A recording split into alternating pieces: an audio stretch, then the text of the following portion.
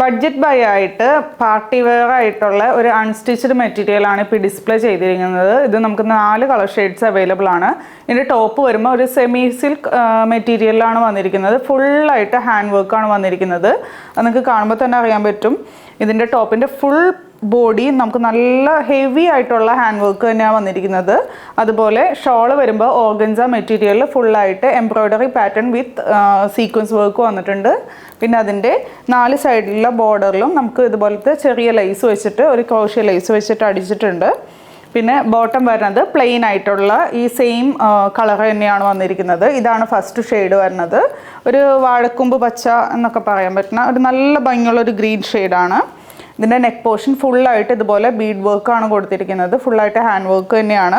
പിന്നെ അതേപോലെ ഈ ബോഡി ത്രൂ ഔട്ട് ഇതേപോലെ തന്നെയുള്ള ഹാൻഡ് വർക്ക് കൊടുത്തിട്ടുണ്ട്. ദാമൻ പാർട്ടിലും നല്ല ഭംഗിയുള്ള ഒരു ചെയിൻ സ്റ്റിച്ചിൻ്റെ പാറ്റേണിലാണ് ദാമൻ പാർട്ടിൽ കൊടുത്തിരിക്കുന്നത്. ഷോൾ വരുമ്പോൾ ഈ ഒരു എംബ്രോയ്ഡറി ചെയിൻ സ്റ്റിച്ചിൻ്റെ എംബ്രോയ്ഡറിയാണ് കൊടുത്തിരിക്കുന്നത്. സെക്കൻഡ് ഷെയ്ഡ് വരുമ്പോൾ നല്ല ഭംഗിയുള്ളൊരു ബ്ലൂ ഷെയ്ഡിലാണ് വന്നിരിക്കുന്നത്. ഒരു ടീൽ ബ്ലൂ ഷെയ്ഡാണ്. ഇതാണ് ഷോൾ വരുന്നത്. ബോട്ടം വരുമ്പോൾ പ്ലെയിൻ ആയിട്ട് വരും. ഇതിൻ്റെ ദാമൻ പാർട്ട് വരുമ്പോൾ ഈ ഒരു സ്റ്റൈലിലാണ് വന്നിരിക്കുന്നത്. ഏറ്റവും ദാമൻ്റെ ഏറ്റവും അടിയിലായിട്ട് നമുക്കിതുപോലെ ബീഡ്സ് വർക്കും കൊടുത്തിട്ടുണ്ട്.